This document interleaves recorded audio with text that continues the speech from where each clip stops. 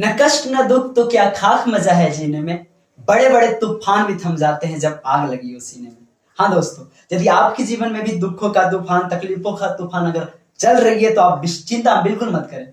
मैं आपको विश्वास दिलाता हूँ दोस्तों, यदि आप अपने सीने के अंदर पढ़ने की आग और कुछ पाने की आग को लगा दीजिए, बस जो आपके जीवन में तूफान, संकटे, दुख और तकलीफों की जो लहरें चल रही है ना, वो एक दिन थम जाएगी। सब कुछ थम जाएगी दोस्तों, और आपका जीवन एक दिन बदलेगा। आपका जीवन एक दिन सफल हो जाएगा दोस्तों। तो आप अपने जीवन में, आप अपने अंदर, आप पढ़ने का, कुछ पाने का, आपने जीवन के अंदर अपने सीने में आग को जलाइए। बाकी जो कुछ आप चाहेंगे वो आपको मिलेगा। ठीक दोस्तों, और बहुत स्वागत है आपको दोस्तों हमारे इस चैनल पे, और मैं आपको स्वागत करता हूँ। और आज हम आपको उत्साहित करने के वास्ते मैंने आपको एक हमारे वीडियो के अकॉर्डिंग आपको एक मोटिवेशनल लाइन को मैंने प्रोवाइड किया। और मैं आपको बता दूं दोस्तों कि आज हम पूरे वीडियो में एक ही वीडियो में आपदा प्रबंधन का पूरा टॉपिक खत्म करेंगे, जो खास करके 10th बोर्ड एग्जाम के दृष्टि से खत्म होगा। इसमें 6 चैप्टर्स है दोस्तों, आप लोग सभी जानते हैं, लेकिन 6 चैप्टर्स को मैं एक ही वीडियो में खत्म करूंगा। और दोस्तों मैं बता दूं आपको, एक वीडियो इस चैप्टर पे बना हुआ है,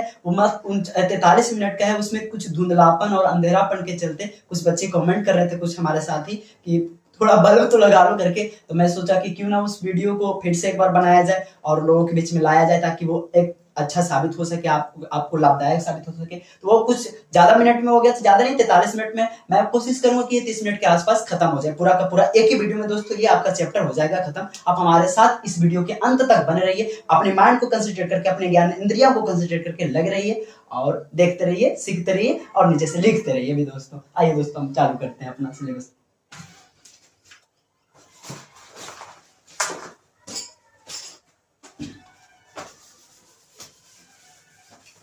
हमारा जो टॉपिक है दोस्तों, आपदा प्रबंधन।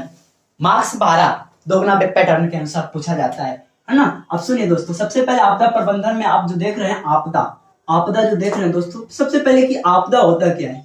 हाँ, आपदा क्या होता है भैया, हम लोग सब एक बात आपको बता दूं कि आपदा जैसी शब्द है तो समझिएगा आपदा कोई घटना है, और छोटी मोटी घटना नहीं, बहुत विनाशकारी घटना। तो हम बोलेंगे कि आपदा एक विनाशकारी घटना है। आपदा एक विनाशकारी घटना है जिसको आने से या जिसको घटने से, भैया जिसको आने से या जिसको घटने से, है ना, क्या होगा, तो जन और धन की हानि होगा।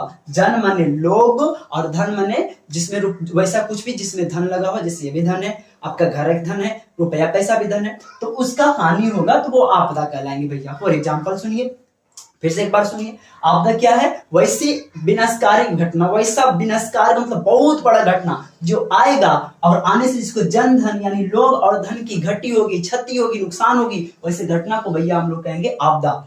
ठीक है दोस्तों, जैसे भूकंप आती है, भूकंप से क्या होता है, लोग भी, कई लोग चले जाते हैं, भगवान के प्यारे हो जाते हैं, और कई के घर, उनका संपत्ति नष्ट हो जाती है। तो लोगों का, जन का भी नुकसान हुआ, धन का भी नुकसान हुआ भूकंप आने से। कोई भी घटना अगर हो रहा है दोस्तों, कोई भी घटना हो रहा है, अगर उस घटना से जन और धन की काफी भारी मात्रा में क्षति हो रही है, अगर उस घटना से जन और धन की काफी भारी मात्रा में क्षति हो रही है, तो समझिए वो क्या है दोस्तों, आपदा है। क्या दोस्तों, आपदा है। ध्यान रखिएगा दोस्तों। आगे की मैं बात बताने से पहले मैं आपको बोल दूं कि आपदा बहुत सारा होता है, लेकिन आपदा को ना हम लोग 2 भागों में बांटते हैं। आपदा को कितने भागों में बांटते हैं दोस्तों, 2 भागों में बांटते हैं।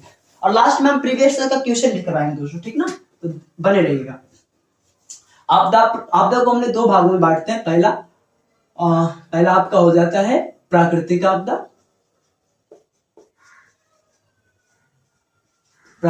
आपदा, और दूसरा का नाम है दोस्तों मानव जनित आपदा।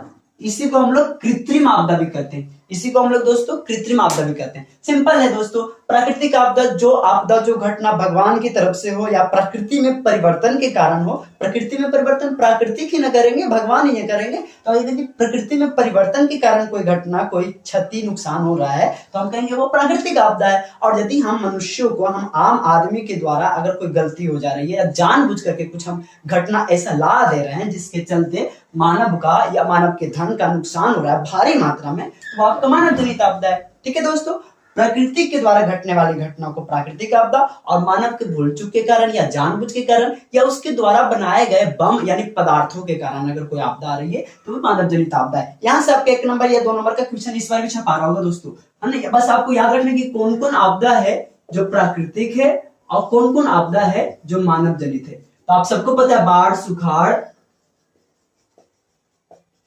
भूकंप, सुनामी,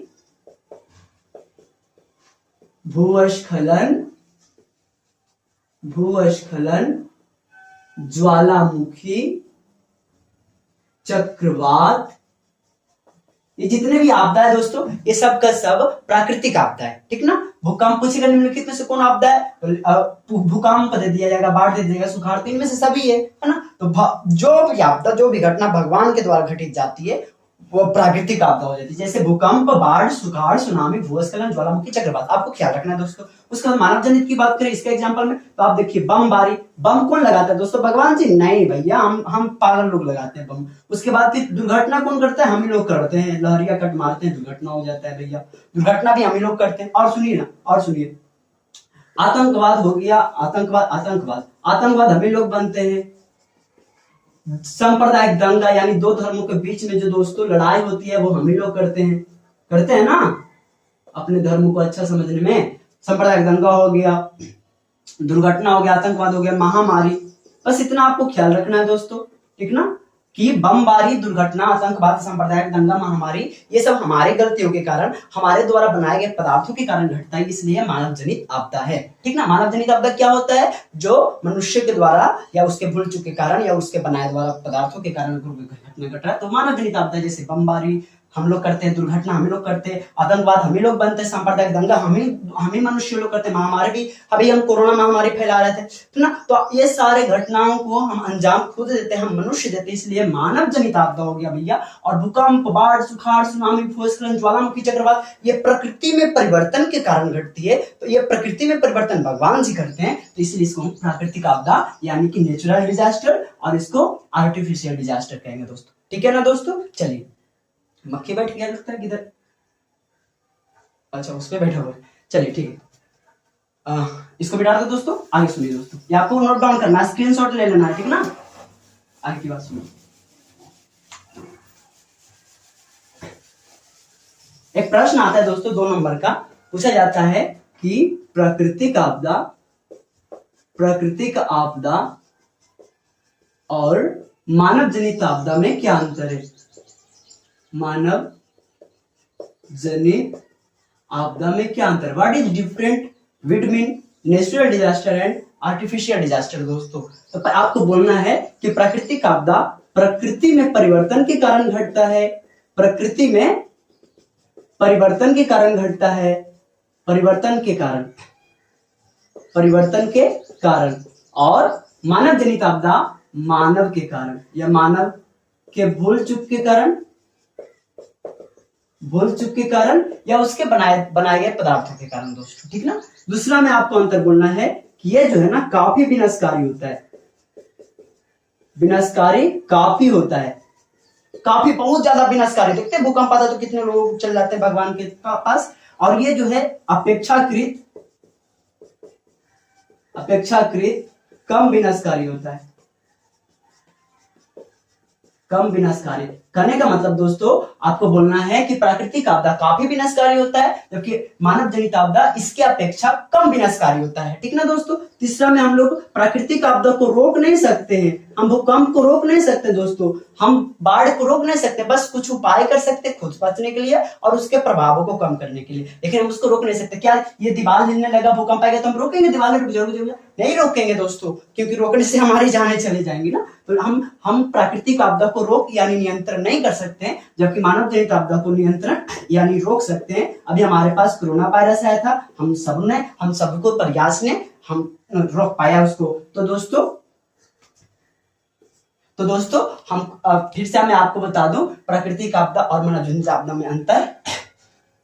तो प्राकृतिक में परिवर्तन के कारण आने वाली आपदा को प्राकृतिक आपदा कहते हैं, और मानव के भूल चूक के कारण या उसके क्रियाकलाप के कारण अगर आपदा आ रही है तो मानव जनित आपदा कहेंगे उसको। दूसरा, प्राकृतिक विनाश, प्राकृतिक आपदा काफी विनाशकारी होता है, बहुत विनाशकारी होता है, जबकि मानव जनित आपदा इसके तुलना में कम विनाशकारी होता है दोस्तों। और इससे प्राकृतिक आपदा को हम रोक नहीं सकते हैं और मानव जनित आपदा को हम रोक सकते हैं दोस्तों। ये आपका अंतर है दोस्तों। आगे सुनिए दोस्तों, मैं क्वेश्चंस करवाऊंगा दोस्तों, पूछा हुआ क्वेश्चंस, ठीक ना, आप बने रहिए बस। देखिए दोस्तों ध्यान से, मैं आगे की बात बताना चाहता हूं, तो आगे की बात है, आपदा प्रबंधन क्या होता है। आपदा प्रबंधन क्या होता है, जैसे कि हमारा टॉपिक का नाम ही है आपदा प्रबंधन, डिजास्टर मैनेजमेंट। दोस्तों आपदा प्रबंधन, आपदा का मतलब कोई भी घटना जिससे हमारे जनधन की क्षति होती है ना, हमारे लोग यहाँ की जनधन की क्षति होती है। और प्रबंधन मतलब होता है मैनेजमेंट, यानी उसे रोकने का उपाय करना या उसे रोक देना। तो दोस्तों अगर हम किसी आपदा को आने से बचेंगे या किसी को बचाएंगे तो प्रबंधन करेंगे, ठीक है ना। तो आपदा को रोकथाम के लिए आपको बोलना है, आपदा को रोकथाम के लिए जो हम काम या प्रयास करते हैं ना, उसी को हम लोग कहते हैं आपदा प्रबंधन। आपदा सपोज बाढ़ आ गया हमारे गांव में, भगवान न करे ऐसा हो, और कई लोगों ने अपनी जान को बचाने के लिए बिना खाना पीना ले पर्वत पे चढ़ गए, तो वो पर्वत पे जो बाढ़ से बच के गए हैं उनको अगर हम खाना पीना न दे तो वो भूखे मर जाएंगे। तो हम उनको जहाज से, हेलीकॉप्टर से उनको खाना पहुंचाएंगे, पेयजल पहुंचाएंगे। तो ये किसके अंतर्गत आया दोस्तों, आपदा प्रबंधन के अंतर्गत आया। आपदा को रोकथाम के लिए हम जो काम करेंगे, जो प्रयास करेंगे, उसी को हम लोग आपदा प्रबंधन कहेंगे दोस्तों, ठीक है ना। जैसे हमारे गांव में बाढ़ का पानी जाम हो गया, तो हम क्या करेंगे कि नहर को खोद करके, हम नदी से नहर को निकाल करके पानी निकालने की कोशिश करेंगे ताकि हमारे गांव से भी पानी निकल जाए दोस्तों, ठीक ना। तो आपदा को रोकथाम के लिए जो हम काम करेंगे ना, उसी को कहेंगे हम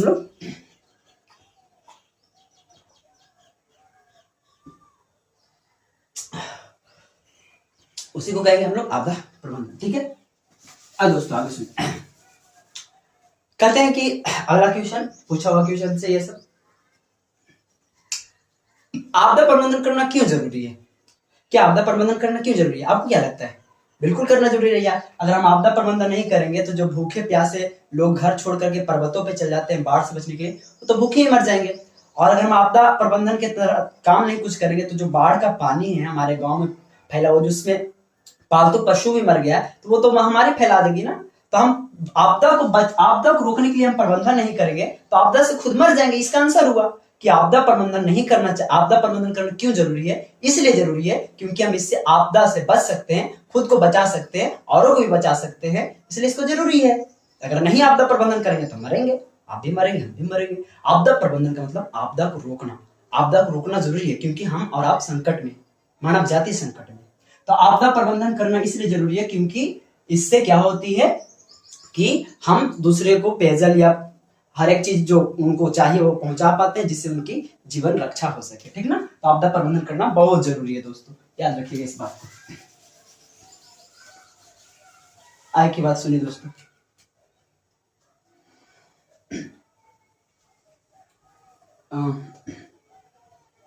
ऑब्जेक्टिव्स में लास्ट में करवा दूंगा, या फिर एक ऑब्जेक्टिव इस चैप्टर से आता है, जैसे पूछ दिया जाएगा आपको कि निम्न में से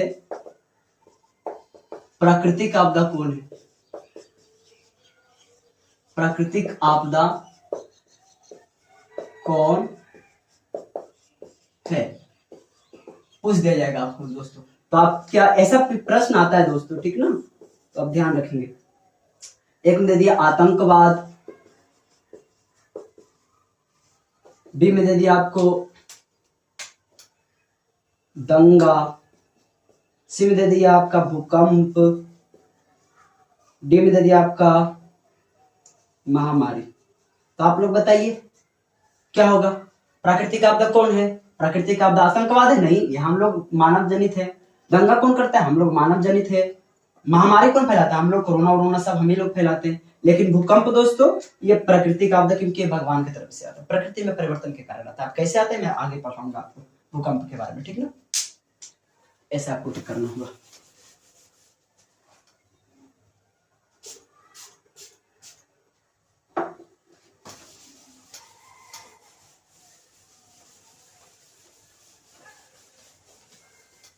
आगे सुनिए दोस्तों,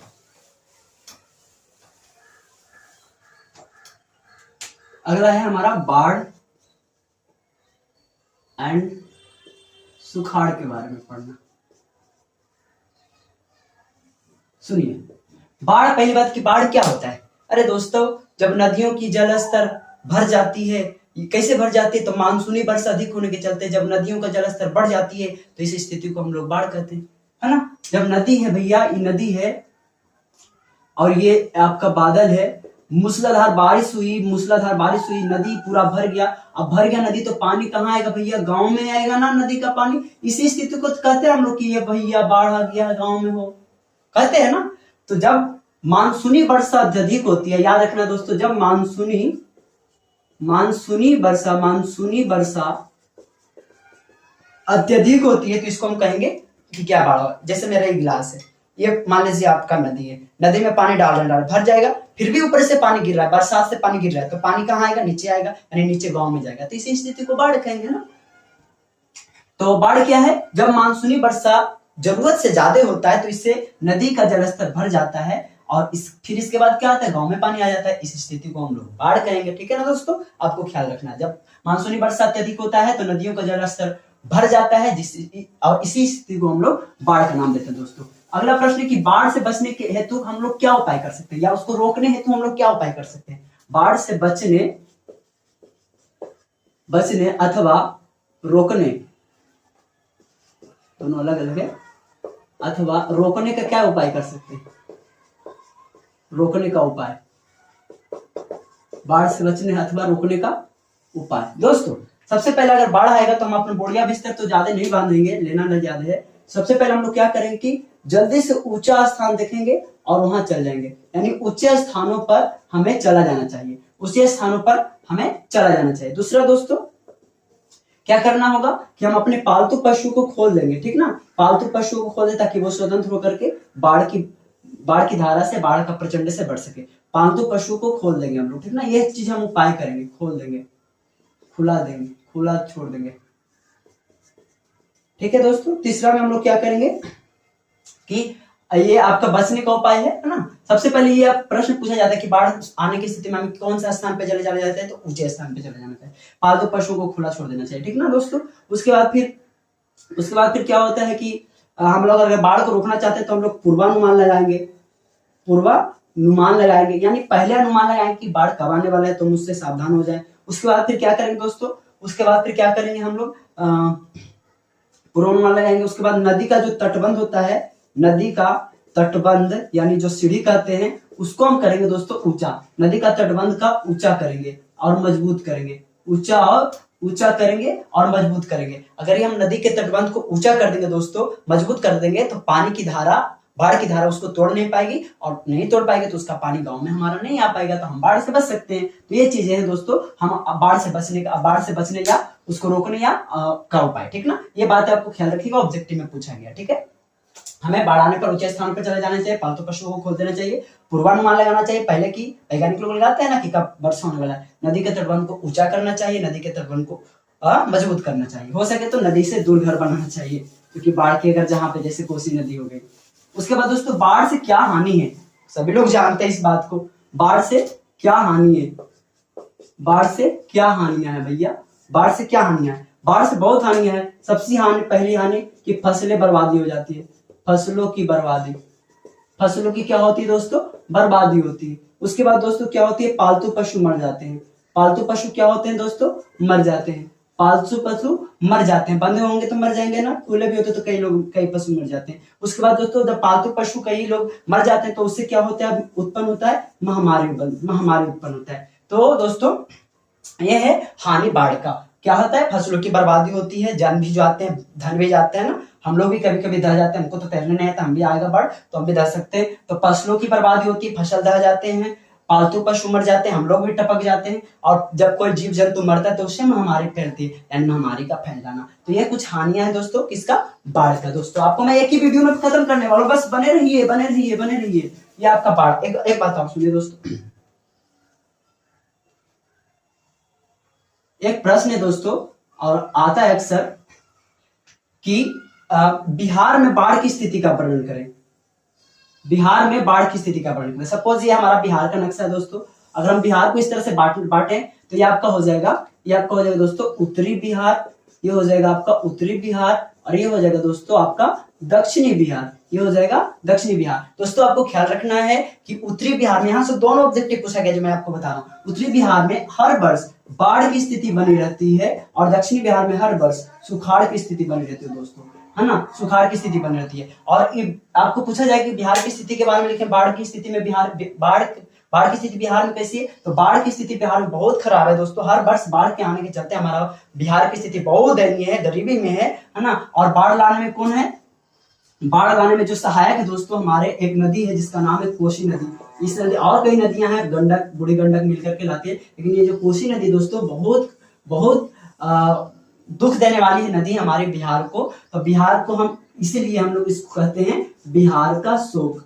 आपको ध्यान रखना दोस्तों, शोक माने दुख, यानी बिहार को ही दुख देने वाली है, इसलिए हम इसको दोस्तों बिहार का शोक कहते हैं। यदि आपसे पूछा जाए कि बिहार का शोक किस नदी को कहते हैं, आपको बोलना है कि बिहार का शोक कोसी नदी को कहते हैं। बिहार का शोक कोसी नदी को कहते हैं। क्यों कहते हैं, क्योंकि ये बिहार में प्रतिवर्ष बाढ़ लाती है और बिहार को दुख में डुबा देती है, इसलिए इसे हम सौरो ऑफ बिहार या बिहार का शोक कहते हैं दोस्तों, ठीक है ना। आपको बात याद रखना है, उत्तरी बिहार में क्या, तो बाढ़, और दक्षिणी बिहार में क्या, तो सुखाड़ दोस्तों। और बाढ़ से बिहार की स्थिति क्या है, तो दयनीय है, यानी गरीबी है। बाढ़ आएगा तो अमीर थोड़ी ना हो जाएगा, वो क्षेत्र गरीब में चल जाएगा ना। उसके बाद सुनिए दोस्तों, उसके बाद सुखाड़ की बात करूंगा मैं। सुखाड़ की बात, सुखाड़ क्या होता है, सुखाड़ क्या होता है, जब वार्षिक वर्षा 25% से कम होती है, जब वार्षिक वर्षा 25% से कम होती है तो इस स्थिति को हम लोग कहते हैं कि क्या आ गया, सुखाड़ आ गया दोस्तों, ठीक ना। जब वार्षिक वर्षा, याद रखिएगा,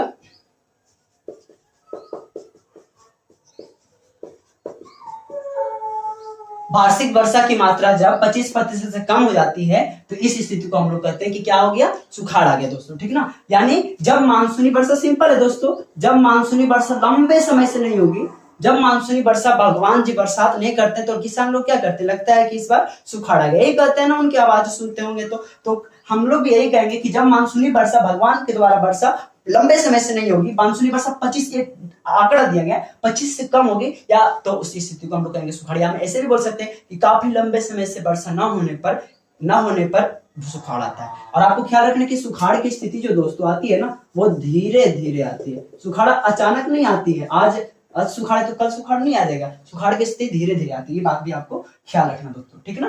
ये बात भी आपको क्या रखना, ख्याल रखना, ठीक है। और सुखाड़ कैसे आती है, आप लोग सुखाड़ कैसे आती है आपको पता है, सुखाड़ कैसे आती है, सुखाड़ लंबे समय से वर्षा न होने पर, है ना।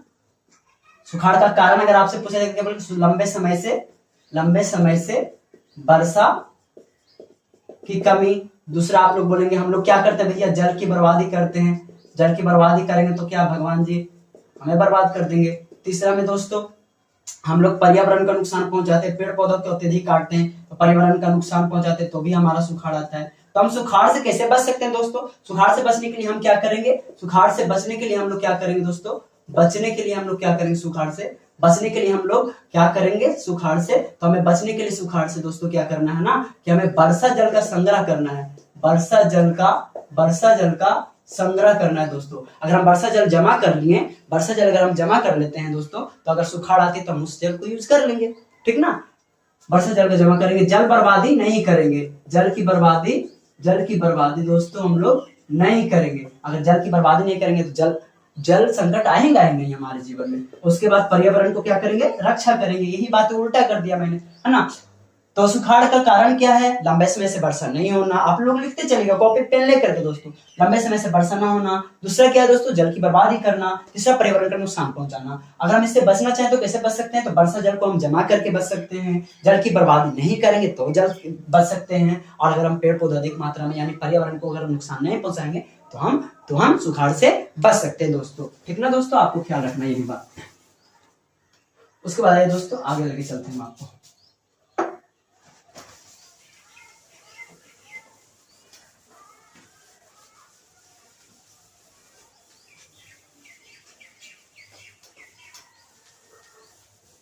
सुनिए दोस्तों, देखिए दोस्तों, अगला हमारा चैप्टर का नाम है भूकंप एंड सुनामी। भूकंप एंड सुनामी। दोस्तों भूकंप क्या होता है? देखिए दोस्तों, हमारा जो पृथ्वी है जिसको हम लोग नीला ग्रह कहते हैं, चलिए इसको हम ब्लू से नीला से पढ़ लेते हैं। पृथ्वी के अंदर दोस्तों कई बड़े छोटे प्लेटेज हैं, प्लेट है, ठीक ना। और प्लेटें क्या करते हैं? आपस में गति कर रहे हैं, यानी प्लेटों का गुण है कि वो आपस में चल फिर रहे हैं। प्लेट क्या कर रहे हैं? आपस में चल फिर रहे हैं। तो ऐसा तो जरूर, अब हमारे रोड पे गाड़ियां चल रही है तो कभी ऐसा तो भगवान ने करे ऐसा हो, कभी ऐसा तो आता है कि दो गाड़ियां आपस में टकरा जाती है, तो जब टकरा जाती है तो इसको हम दुर्घटना कह देते हैं कि दुर्घटना हो गया भैया। जब उसी तरह से पृथ्वी के अंदर कई सारे बड़े छोटे प्लेटें हैं दोस्तों, तो ये प्लेटें आपस में गति कर रही है, चल फिर रही है, तो एक ऐसा समय आता है कि दो प्लेटें आपस में रगड़ा जाती है या तो टकरा जाती है। दो प्लेटें आपस में रगड़ा जाती है या तो टकरा जाती है। और जब दो प्लेटें आपस में टकराती है दोस्तों, तो पृथ्वी पे क्या होता है?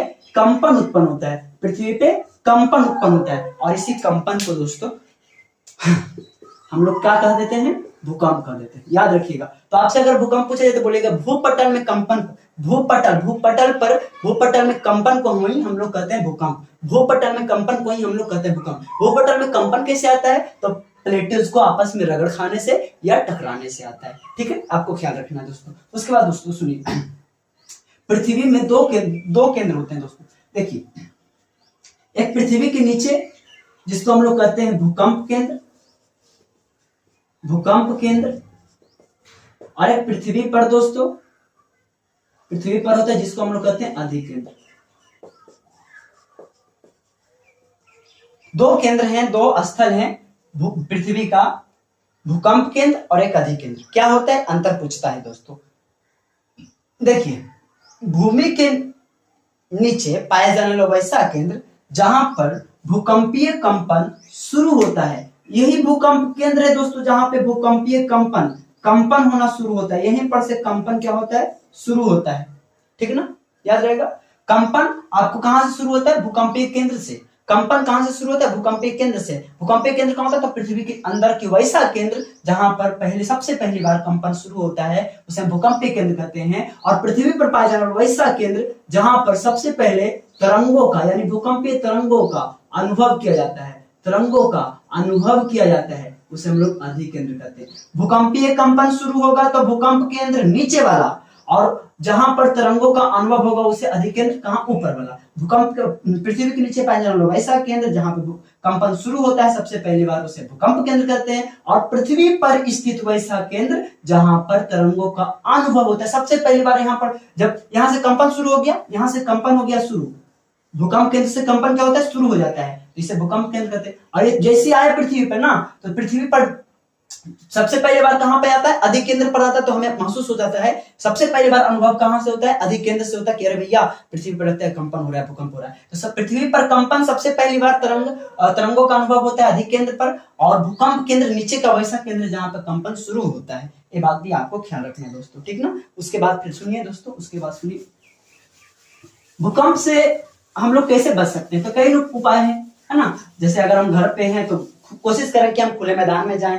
अगर कोने में लुक जाए, कोई अपना बहुत भारी सामान जो है अपने सिर पे रख जाए ताकि हमारे सर बच सके, चौकी के अंदर रुक जाए, या आपका कई है चीजें। लेकिन हम जो कुछ मुख्य बात करना चाहते हैं दोस्तों, वो यही है कि हम सबसे पहले बार पूर्वानुमान लगाएंगे कि आखिर कब प्लेटें आपस में टकरा सकती है, पूर्वानुमान लगाएंगे। उसके बाद दोस्तों हम अपने घरों को क्या करेंगे ना, इससे बचने के लिए कि भूकंप रोधी बनाएंगे। कैसा बनाएंगे घर? भूकंप रोधी बोले तो मकानों का आकृति दोस्तों आयताकार करेंगे। अगर हम आयत के आकार का बनाएंगे दोस्तों, तो वो भूकंप से लड़ने योग्य होता है, ठीक ना दोस्तों। आपसे प्रश्न पूछा था कि भूकंप से बचने के लिए घरों की आकृति कैसी होनी चाहिए? आयताकार, ठीक है। आयताकार घर बनाइएगा आप लोग बड़े होकर के, ठीक ना। उसके बाद दोस्तों हम प्रशासनिक कार्य कर सकते हैं। अगर जो लोग इससे प्रभावित है तो उन्हें हम राहत पहुंचाने के लिए कुछ प्रशासनिक कार्य कर सकते हैं। तो भूकंप से हम बचने का उपाय, ये आपका भूकंप से बचने का उपाय हो गया दोस्तों, ठीक है ना। उसके बाद दोस्तों उसके बाद भूकंपीय तरंग क्या होता है? भूकंपीय तरंग, ये भी बात पूछा गया है। भूकंपीय तरंग क्या होता है दोस्तों? जब पृथ्वी पे भूकंप आता है ना, तो जब अधिक सबसे पहले कहां पे कंपन होता है, तो बोलिएगा भैया भूकंप केंद्र, अभी आपने बताया। तो सबसे पहले पृथ्वी के अंदर का वह केंद्र जहां पे सबसे पहली बार कंपन होता है उसको भूकंप केंद्र कहते हैं। और भूकंप केंद्र से जब तरंगे दोस्तों पृथ्वी पर आती है ना, तो इन्हीं तरंगों को हम लोग कहते हैं भूकंपीय तरंग। यानी आपको बोलना है कि भूकंप के दौरान पृथ्वी पर जो उठती है तरंगे उसी को कहते हैं भूकंपीय तरंग। भूकंप के दौरान आने वाली पृथ्वी पर तरंगों को भूकंपीय तरंग कहते हैं दोस्तों। और तरंगे 3 प्रकार के होते हैं दोस्तों, ये आपको ख्याल रखना है बात। भूकंपीय तरंग दोस्तों 3 प्रकार के। भूकंपीय तरंग कितने प्रकार के?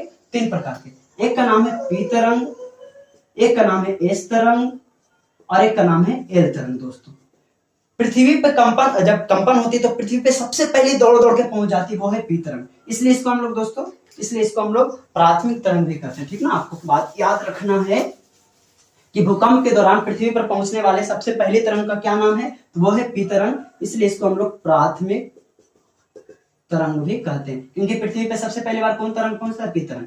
दूसरी बार पहुंचता है तो इसे हम लोग द्वितीय तरंग कहते हैं, इसे अनुप्रस्थ तरंग कहते हैं। और सबसे खतरनाक तरंग दोस्तों एल तरंग, दीर्घ तरंग कहते हैं। ठीक ना, भूकंप के दौरान पृथ्वी पर पहुंचने वाले तरंगों को, उठने वाले तरंगों को भूकंपीय तरंग कहते हैं। होते हैं 3 प्रकार के, पी तरंग, एस तरंग, एल तरंग। पी तरंग को प्राथमिक तरंग कहते हैं क्योंकि पृथ्वी पर सबसे पहले यही तरंग पहुंचती है। एस तरंग को द्वितीय तरंग कहते हैं और एल तरंग को दीर्घ तरंग कहते हैं। सबसे डेंजर तरंग एल तरंग। उसके बाद भारत को दोस्तों, भारत को भूकंप की तीव्रता के आधार पर भारत को दोस्तों भूकंप की तीव्रता के आधार पर दोस्तों 5 भागों में बांटा गया है। कितने भागों में दोस्तों? भूकंप की तीव्रता के आधार पर भारत को 5 भागों में बांटा गया दोस्तों। ठीक ना, कितने भागों में? 5 भागों में। ये देखिए,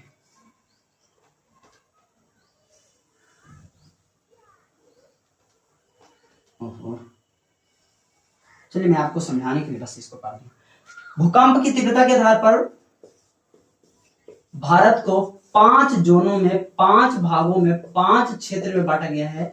zone 1, zone 2, zone 3, zone 4, zone 5। दोस्तों जोन 1 का मतलब जहां भूकंप की तीव्रता बहुत कम है, भूकंप की तीव्रता एकदम न के बराबर। भूकंप यहाँ आता ही है, नहीं आता, बिल्कुल नहीं आता है। अगर आता भी है तो न के बराबर आता है। यहाँ थोड़ी मात्रा में भूकंप आती है, थोड़ी तीव्रता होती है भूकंप की। यहाँ थोड़ी ज्यादा तीव्रता होती है भूकंप की। चौथा में सबसे ज्यादा तीव्रता होती है और सबसे अधिक तीव्रता वाला भूकंप जोन 5 है दोस्तों। आपको अगर आप ये प्रश्न पूछा गया सबसे अधिक भूकंपीय खतरा वाला क्षेत्र कौन है, तो जोन 5। बहुत कस के भूकंप आता है और अक्सर आते रहता है। ठीक ना दोस्तों, ठीक है, ध्यान रखिएगा इसमें। सर्वाधिक भूकंपीय क्षेत्र या सर्वाधिक भूकंपीय पेटी कौन है, तो जोन 5। जोन 5 दोस्तों, जोन 5। और इसमें कौन कौन सा क्षेत्र आता है, तो आपका जो जम्मू एंड कश्मीर हो गया, दोस्तों। उसके बाद उत्तराखंड का नाम आप लोग जानते होंगे, उत्तराखंड हो गया दोस्तों। आप लोग का ये जम्मू एंड कश्मीर हो गया दोस्तों, आपका जोन 5 में। आपका उत्तराखंड हो गया जोन 5 में दोस्तों। यहाँ पे आपका कच्छ प्रदेश है गुजरात का, यहाँ पे आपका कच्छ प्रदेश, ये भी जोन 5 में आता है दोस्तों। ये 3 क्षेत्र आपको ख्याल रखना है। ठीक ना, यहाँ पे भूकंप बहुत ज्यादा आता है, इसलिए हम इसे क्या कहते हैं दोस्तों, सर्वाधिक भूकंपीय क्षेत्र। और भी जोन 5 में आपका आ जाता है प्रायद्वीप। जोन 5 में आपका दक्षिणी पठार आ जाता है दोस्तों। ये जोन 1 में, ये आपका दक्षिण में जितना पठार है ये जोन 1 में आ जाता है दोस्तों। जोन 2 में आपका प्रायद्वीपीय भारत, ये पूरा का पूरा प्रायद्वीपीय भारत आपका जोन 2 में आ जाता है। गंगा सिंधु का मैदान दोस्तों जोन 3 में आ जाता है। और 4 में आपका ये शिवालिक हिमालय, ठीक ना, आपको याद रखना, शिवालिक हिमालय जोन 4 में। गंगा सिंधु का मैदान 3 में और प्रायद्वीपीय भारत 2 में और 1 में आपका, ये आपको ख्याल नहीं रखना तो भी चलेगा, लेकिन आप जोन 5 का क्षेत्र को याद रखिएगा क्योंकि पूछा गया यहाँ से। ठीक ना, चलिए दोस्तों,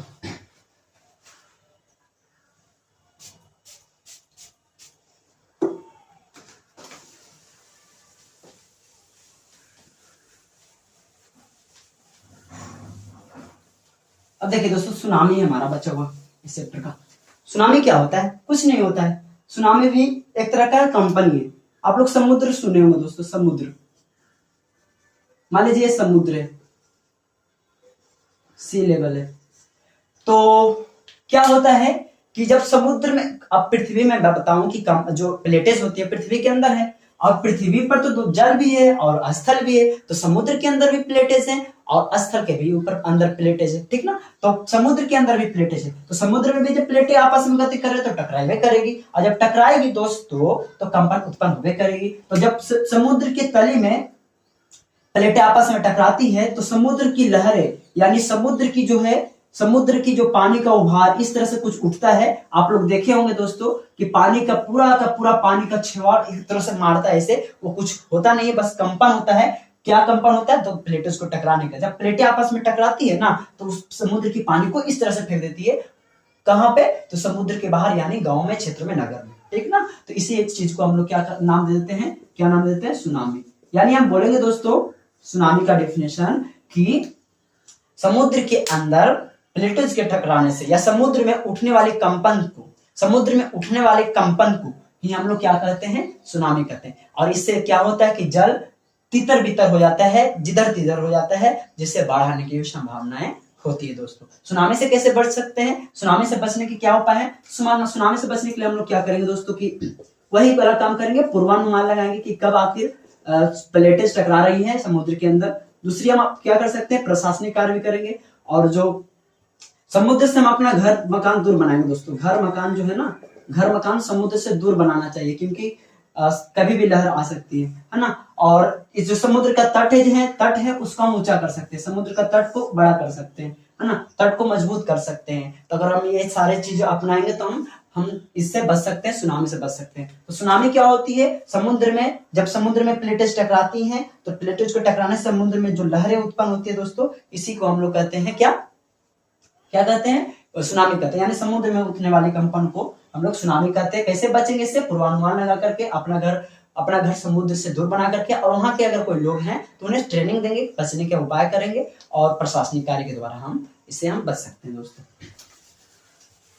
उसके बाद सुनिए दोस्तों, प्रश्न कई बार आया है, मैं आपको क्वेश्चंस नहीं करवाऊंगा, मैं इससे ऑब्जेक्टिव करवाऊंगा, ऑब्जेक्टिव आया है। इससे एक और प्रश्न है दोस्तों कि भूकंप और सुनामी में क्या अंतर है? भूकंप वर्सेस सुनामी में क्या अंतर है? अंतर यही है कि भूकंप जो है स्थल पे आता है, स्थल में होने वाली कंपन है, जबकि सुनामी समुद्र या महासागरों, यानी पानी में, महासागरों में होने वाली कंपन है। बस यही बोलना है कि अगर स्थल में कंपन हो रही है, जमीन में कंपन हो रही है, तो वो भूकंप है, और समुद्र या महासागर में कंपन हो रही है तो वो सुनामी है। स्थल में होने वाले कंपन माने हलचल, कंपन माने दोस्तों हलचल, है ना। तो स्थल में होने वाले कंपन को भूकंप कहते हैं, और समुद्र या महासागरों में होने वाले कंपन को, हलचल को, सुनामी कहते हैं। ठीक है, ये भी बात आपको ख्याल रखना है। अब दोस्तों ये भी चैप्टर आपका हो गया खत्म, 3 चैप्टर आपका खत्म हो गया दोस्तों। आइए आगे सुनिए दोस्तों। अगला चैप्टर हमारा जीवन रक्षक आकस्मिक प्रबंधन। जीवन रक्षक आकस्मिक प्रबंधन, ये क्या होता है? जीवन रक्षा का आकस्मिक प्रबंधन उसी तरह से दोस्तों जिस तरह से हमने आपदा प्रबंधन पढ़ा था। इसका मतलब होता है कि जीवन रक्षा का आकस्मिक प्रबंधन जो है किसी भी प्रशासन का एक अंग होता है। प्रशासन माने जो लोगों की सेवा करता है, किसी भी प्रशासन का अंग होता है, भाग होता है। इसमें क्या किया जाता है? तो जैसे ही लोग आपदा के प्रभाव में आया, उसे आपदा से निजात दिलाना होता है, यानी आपदा से बचने का उपाय करना है, आपदा से बचने का जो भी काम है वो करना है लोगों के बीच, ताकि वो अपने जीवन का रक्षा कर सके, है ना दोस्तों। जीवन की रक्षा के लिए तुरंत जो उपाय किया जाता है प्रशासन के द्वारा, वो आपका जीवन रक्षा आकस्मिक प्रबंधन कहलाता है। जीवन रक्षा का आकस्मिक प्रबंधन, आपदा आते ही, जीवन रक्षा का आकस्मिक प्रबंधन में आपदा आते ही आपदा से लोगों को निजात दिलाना इसका मुख्य लक्ष्य है दोस्तों। ठीक ना, जैसी कोई आपदा आया तो इसका लक्ष्य है कि प्रशासन द्वारा क्या करे? उस आपदा को दूर करे लोगों से, ठीक ना, जीवन की उसकी रक्षा करे, किससे? आपदा से। तो जीवन रक्षा का आकस्मिक प्रबंधन हो गया। इसमें एक और प्रश्न है दोस्तों कि अगर हम आग से बचने के लिए, या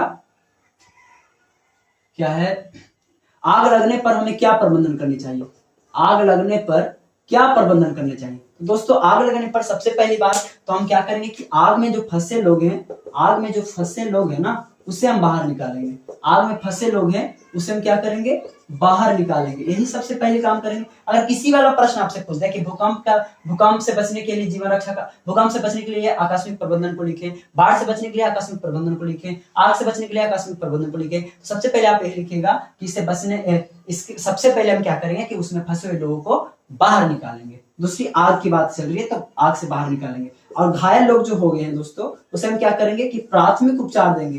प्राथमिक उपचार, प्राइमरी मेडिसिन, प्राथमिक उपचार जो तुरंत किया जाता है, प्राथमिक उपचार देंगे। आप प्राथमिक उपचार में क्या करेंगे तो उस पर हम ठंडा पानी डालेंगे दोस्तों, ठंडा पानी को डालेंगे और साथ में उससे बर्फ से सहलाएंगे, बर्फ से सहलाएंगे दोस्तों, सहलाना, ठीक ना। तो आपको ख्याल रखना है, ठीक ना। उसके बाद तीसरा में दोस्तों अग्निशमन यंत्र, अग्निशमन यंत्र बुलाएंगे, ठीक ना। अग्निशमन यंत्र आप लोग देखे होंगे, फायर ब्रिगेड जिसको कहते हैं, फायर ब्रिगेड को बुलाएंगे। ये क्या करता है दोस्तों कि इसमें सल्फ्यूरिक एसिड और सोडियम बाइकार्बोनेट का कंपाउंड होता है। जब आग लगती है तो उसे उसको घुंडी को घुमाया जाता है और ये दोनों जो मैंने अभी आपको बताया वो क्रिया करके CO2 गैस उत्पन्न करता है और CO2 गैस की वजह से ही बड़े बड़े आग बुझ जाते हैं, ये गुण है उसका। अगर आग बिजली से लगी हो तो हम उसके तार को काटेंगे। ये कुछ प्रबंधन है आग लगने पर। क्या करेंगे, फंसे हुए लोग को सबसे पहले बाहर निकालेंगे, उसके बाद घायल लोगों को प्राथमिक उपचार दे करके हम अस्पताल पहुंचाएंगे। प्राथमिक उपचार में क्या देंगे तो ठंडा पानी और बर्फ से सहलाएंगे। उसके बाद अगर आग ज्यादा भयानक हो तो अग्निशमन यंत्र को बुलाएंगे और फिर अगर बिजली से तार लगे तो बिजली के तार को काट देंगे, ठीक ना दोस्तों। ये आपको कुछ करनी है बात है। उसके बाद भूकंप से आया, किसी से आया तो आपको ख्याल रखना, ठीक ना। और जीवन रक्षा का आकस्मिक प्रबंधन के कुछ अंग है दोस्तों। सबसे पहले आपका हो गया गांव मोहल्ला के लोग। जैसे देखते हैं ना गांव आग लगता है तो तुरंत गांव मोहल्ले के लोग बाल्टी भर पानी ले लेके गांव मोहल्ले का लोग लेके जुड़ जाते हैं ना दोस्तों मदद करने के लिए। तो ये है सहानुभूति। तो ये आपका दूसरा हो गया आपका स्वयं सेवक संगठन, स्वयं सेवी संगठन। ये आपका जीवन रक्षा का आकस्मिक प्रबंधन के अंग है, यानी जीवन को रक्षा करने का। और तीसरा स्थानीय प्रशासन, स्थानीय प्रशासन। दोस्तों आपको ये तीनों बात ख्याल रखना है कि जीवन रक्षा का आकस्मिक प्रबंधन के कितने अंग है, 3 अंग है। गांव मोहल्ला के लोग, स्वयंसेवी संगठन, स्थानीय प्रशासन। क्या करते हैं तो कोई भी आपदा आने से हम लोगों को आपदा से निजात दिलाने की पूर्णतः कोशिश करते हैं, ठीक है। करते हैं ना लोग, करते हैं दोस्तों। तो ये कुछ बातें हैं जो मैंने आपको बताई। और एक और प्रश्न की एक और प्रश्न है, सुन लीजिए, उसको भी कर लेते हैं। बोर्ड छोटा है दोस्तों तो एक बार में एक ही चीज लिखना पड़ता है।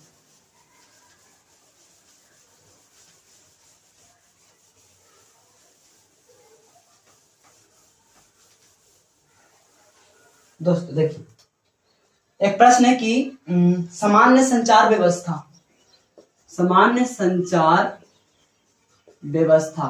का बाधित होने का क्या कारण है। बाधित माने नष्ट होने का क्या कारण है। सामान्य संचार व्यवस्था आप लोग जानते हैं, संचार जिससे हम अपनी बातों विचारों को एक जगह से दूसरी जगह पहुंचा पाते हैं, जैसे telephone, mobile, social media, TV. ये सब आपका संचार व्यवस्था का उदाहरण है दोस्तों।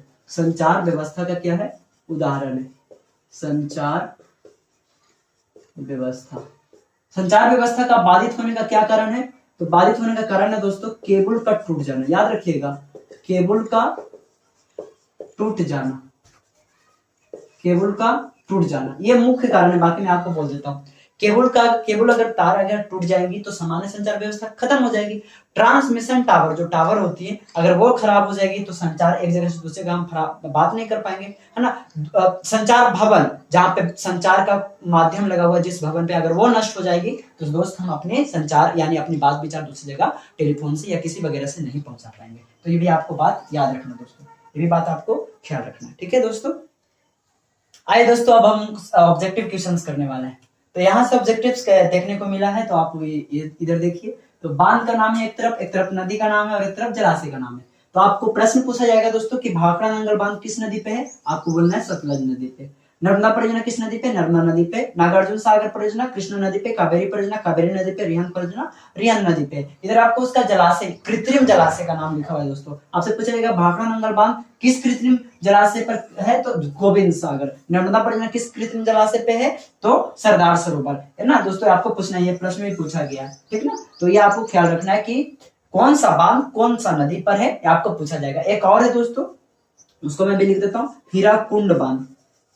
हीराकुंड बांध, ये आपका दोस्तों हीराकुंड बांध जो है महानदी पर है, और महानदी पे किस कहाँ है, तो उड़ीसा में, उड़ीसा में है दोस्तों, ठीक ना। और भाखड़ा नंगल बांध पंजाब में है दोस्तों, सतलज नदी पर। ये भी बात आपको ख्याल रखनी है। दो बात पूछा गया कि भाखड़ा नंगल बांध किस नदी पे है, तो सतलज नदी पे, कहाँ पे है, पंजाब में। और हीराकुंड बांध किस नदी पे, महानदी में, महानदी पर है, कहाँ है, तो उड़ीसा में। और मैं आपको ऑब्जेक्टिव करवाता हूँ दोस्तों, और प्रीवियस का क्वेश्चन भी मैं आपको करवाता हूँ ध्यान से।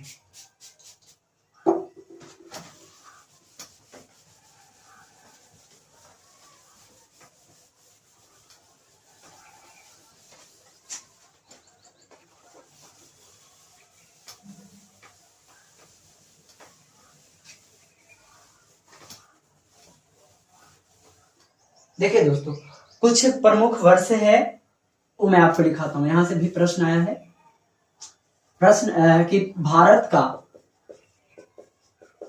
प्रमुख चक्रवात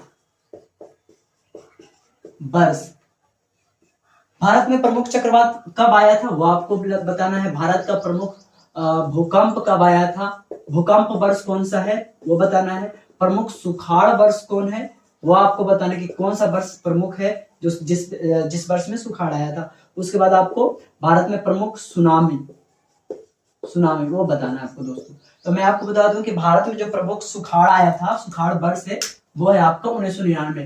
पूरा डेट लिखो तो 29 अक्टूबर 99 दोस्तों, 29 अक्टूबर 1929, ठीक ना।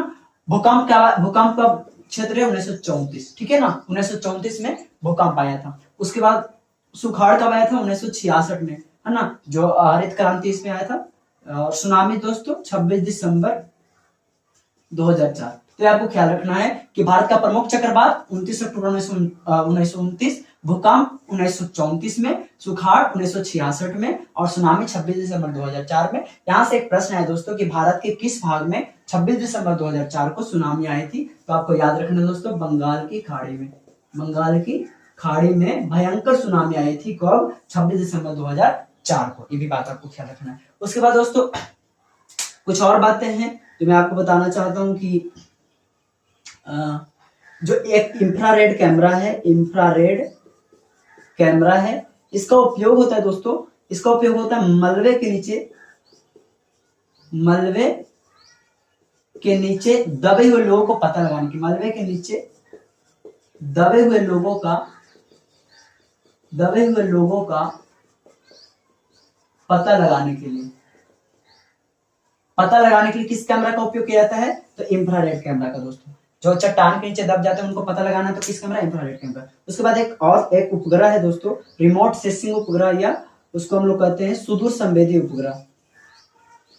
सुदूर संवेदी उपग्रह, इसका काम क्या है, तो संसाधनों का खोज करता है। ये कोई भी संसाधन उसको खोज करता है।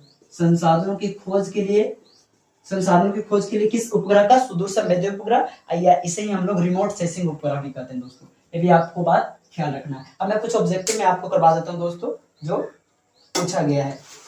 देखिए दोस्तों, पहला ऑब्जेक्टिव है कि सुदूर संवेदी उपग्रह या रिमोट सेंसिंग उपग्रह का प्रयोग किसके लिए होता है। तो मैंने अभी आपको बताया कि संसाधनों की खोज के लिए ही सुदूर संवेदी उपग्रह का उपयोग किया जाता है। उसके बाद है दोस्तों कि निम्न में से कौन भूकंप का सर्वाधिक संवेदनशील है। तो मैंने आपको बताया था कि जोन 5 सर्वाधिक भूकंपीय क्षेत्र है, और सबसे अधिक भूकंप क्षेत्र जोन 5 में आता है। और इसमें मैंने आपको क्षेत्र बताया था जम्मू कश्मीर, देहरादून यानी उत्तराखंड, और गुजरात का कच्छ प्रदेश। तो इसमें देहरादून ऑप्शन है दोस्तों, देहरादून हो जाएगा आपका, ठीक ना।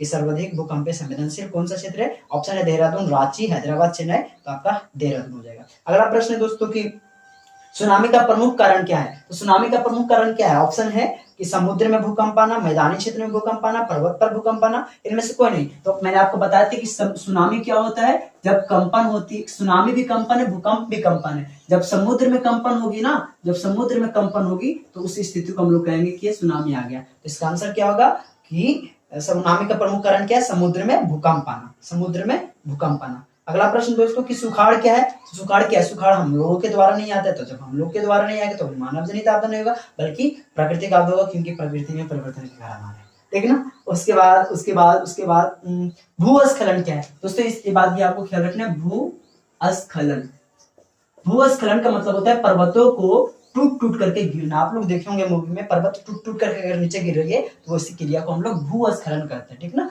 भूस्खलन करते हैं। तो भूस्खलन क्या है? प्राकृतिक आपदा है ना। महासागर तल के कंपन का परिणाम है। जब महासागर में कंपन होता है तो क्या कहलाता है? वही बात सुनामी कहलाता है ना। पृथ्वी की सतह पर सर्वप्रथम पहुंचने वाली कंपन क्या? मैंने आपको बताया था कि भूकंप के दौरान पृथ्वी पे मुख्य रूप से 3 तरंगें उत्पन्न होती है। एल तरंगे, पी तरंगे जिसको हम लोग प्राथमिक तरंग कहते हैं, और ये सबसे पहले पहुंचती है, तो पी तरंग हो जाएगा आपका आंसर। सुनामी का संबंध है, सुनामी का संबंध किससे है? ऑप्शन है स्थल से, समुद्र से, आसमान से। तो सुनामी का संबंध है भैया समुद्र से, है ना। तो इतनी बातें मैंने आपको बताई, आप लोग इतनी बातें ख्याल रखिएगा। आपका आपदा प्रबंधन का पूरा टॉपिक खत्म हो गया। आप इस वीडियो को शेयर कीजिए और आप अपने सारे मित्रों को लाभ पहुंचाइए। इस वीडियो के द्वारा एक ही वीडियो में पूरा चैप्टर खत्म है, आप पूर्णतः लाभ उठाएं। So thanks for watching and